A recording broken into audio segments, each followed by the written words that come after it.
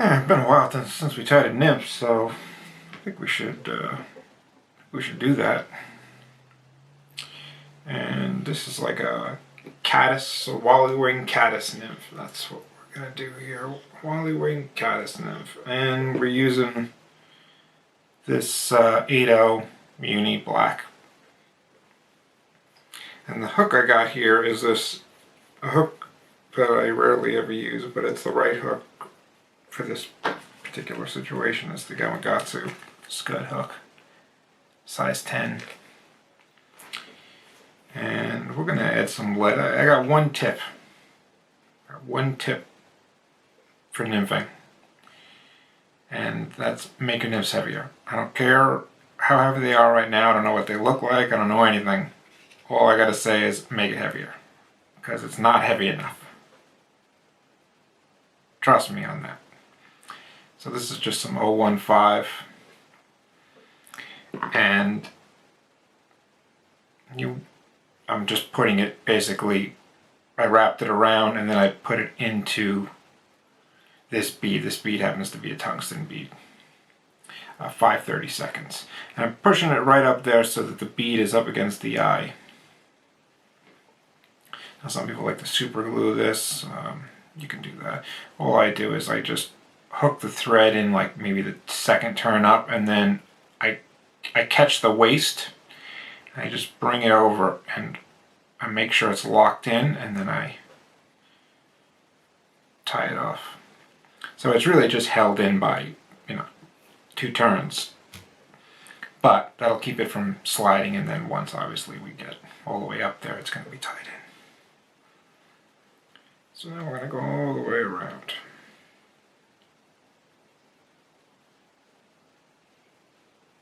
A good amount too.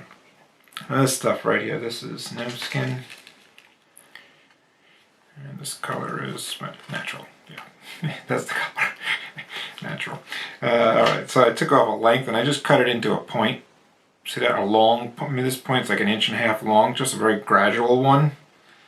And when you turn this on, you want the cut side. I'm always worried about, do I have it turning right? The cut side is going to be leading, so that the next turn covers up to cut end. So you're only seeing the straight end. Well, I just put it in with some loose turns and then I'm coming back. And you'd be surprised at how little you need of this stuff, because you're going to stretch it. And when you stretch it, it gets, it really gets, you could take 1.5 inch length and turn it into 3 inches. So now all I'm doing is just building this up so that there's a taper in it. And honestly, you could probably even use 6/0.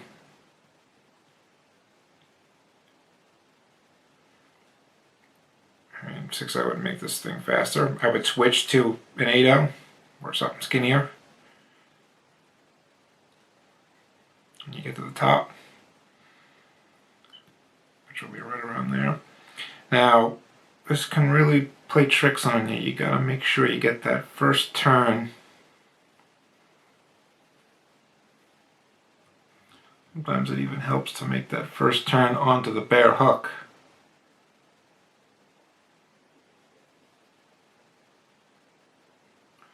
But it can rotate. That's the real problem. So even though I have the leading edge there, once you get onto the bare hook, it wants to flip. So sometimes you just have to hold it.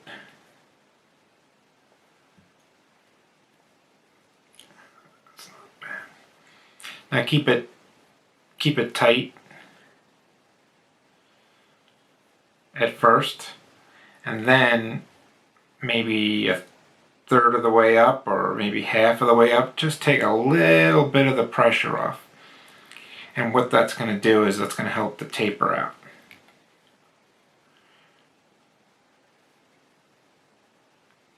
Because obviously the skin is thicker when you take the pressure off. Now I'm going to go all the way up just because it's easier that way. And then you can tie back to get the exact position. And when you cut this, I put all my tools back. So now, when you cut this, make sure you pull it before you clip it, because then once you clip it, it gets like sucked back in. It really makes it a lot neater of a cut. Now we're gonna go, yeah, that's what we need. I'm just gonna make sure there's some wax on this.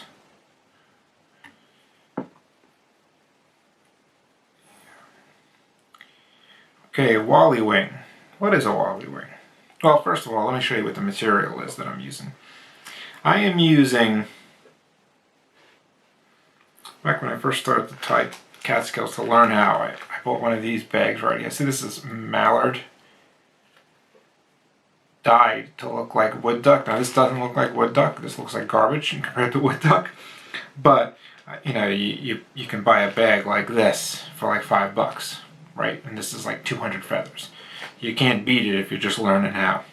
So it's mallard dyed to look like wood duck. Back in the day, they actually used to take mallard and dye it with coffee.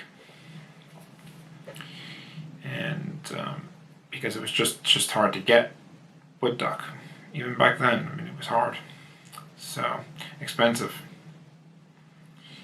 Now, so what is the Wally wing? The Wally wing is a wing made from one side of this feather. And you can kind of see how this side kind of looks like a wing in a way, and this side looks like a wing. The only problem is that it's connected by a stem. So, you know, what do? Well, you have to split that stem. And the way you do it was by pulling off these fibers, and it just splits it. And I'll show you how you do it. Basically, you want the tip out. This tip is useful, by the way. You can see I've already cut part of it out, and you'll see what I mean about that in a bit. But you get all these fibers back, and you need a decent amount. But one cool thing about a Wally wing is that you can always shorten it. So, and you want it curving down. Right? So, get all the fibers together, pinch it, give it a loop. Now I do a soft couple of turns, and then on that third one I try and bring it up on top and then tighten it with that third one. And we just make sure it's on top. This one's twisted, so I'm going to go back. It's really easy, just pinch it again. And I do those two soft turns. And then I just roll it onto the top and tighten it up. Yeah. Now, something else I should point out is that I'm tying it in right at the bead. It's kind of important to do that because you're going to tie it down this way after you split it so that you can maneuver it to the sides. I'll show you what I mean. Now, I can turn my vise, I think, right? To show you. So all you're doing is you're taking one side, see that? You're just grabbing one side and then you're grabbing the tip. Hopefully you can see that. And all you're doing is just pulling the feathers off, and that'll split the stem.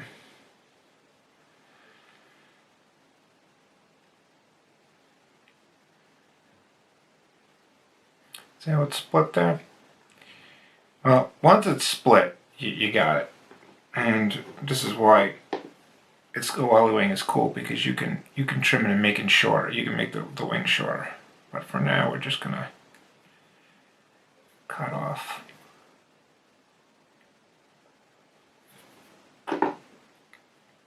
This, we'll make sure it's in place. Now you can see one is a lot shorter than the other, but in reality, even the short one is too long. So you can wait till the end, to trim it. But I'm just going to trim it right now. And all you do is just you just cut the end of it. And now we want to make sure it's split good. And then we fold the wings over to the sides, and then we start to make those turns back. When you do that, it's going to stay on the sides.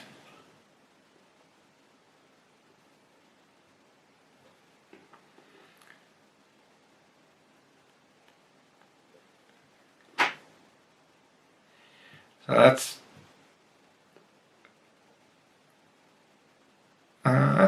pretty good, but it could go down a little bit more. And all you got to do is just get your nail in there, make sure they're low, and then bring your thread turns. And just one in front of the other, and just keep tying until they get to the the side that you want. See that? And now I think they're a little too long still, so I'm just going to clip them. And then we'll clip this one.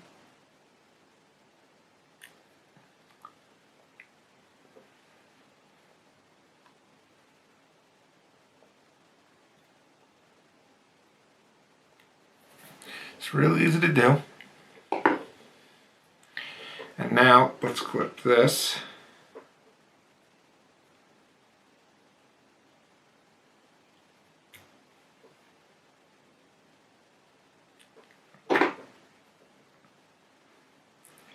Now, I was talking about the tips before.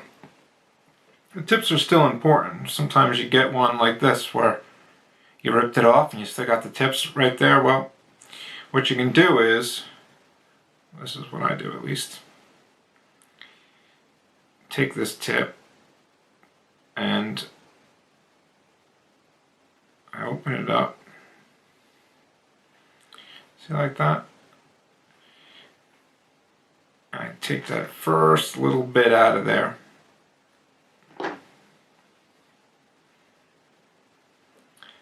And I put it on here as legs. So all I do is I take it. I don't really want it to be that long, just about the length, the longest the wing. It's fine. Fold it over.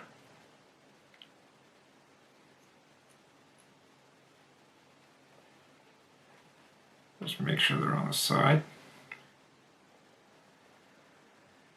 You can crease them.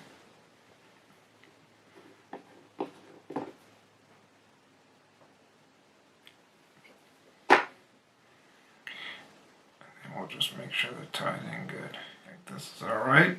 Now the dubbing you want to put up here, just to cover up these threads. You know, it almost doesn't matter. I would just make sure it's dark, so there's like a contrast here. This is the one I'm using, just the Stave Whitlock SLF. See that? This color is Golden Stone. But you know, I would just something that kind of goes with the body, but it's darker. That's what I'm using here. See that? It's a little bit darker.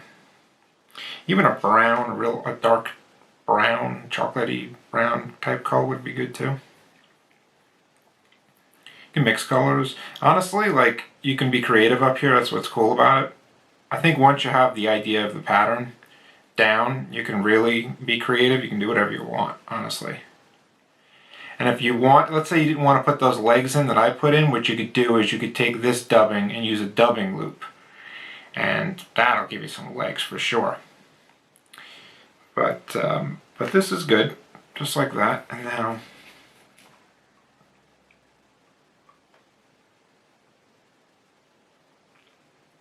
just putting a little super glue in. And then we're just going to try and bury this thread right there.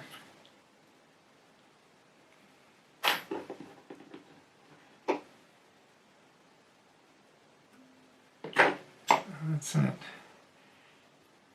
And if you wanted to bring these out, the dubbing, don't use a brush because you probably just wreck the wing. If you just use a needle, you'd be surprised how much stuff you can bring out just with a needle. And then you take it right into the wing. And that's it. Just have it flow into the legs, or like I said, if you don't have legs on there, pull it out a bit more, make legs. But that's it. That's it.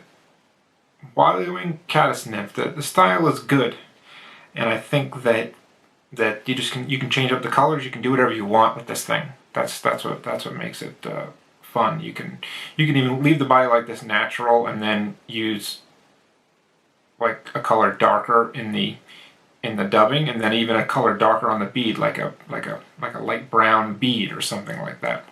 And you can have like a gradient to the color, and you can do whatever you want with this style.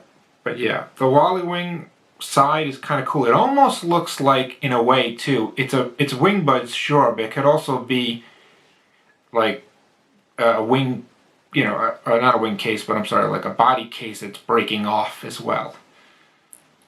Right? If you made them really long and did something where you tied them in or something down here, it's an interesting idea too. If they were longer and they tie it in, and it becomes like a case that's breaking open.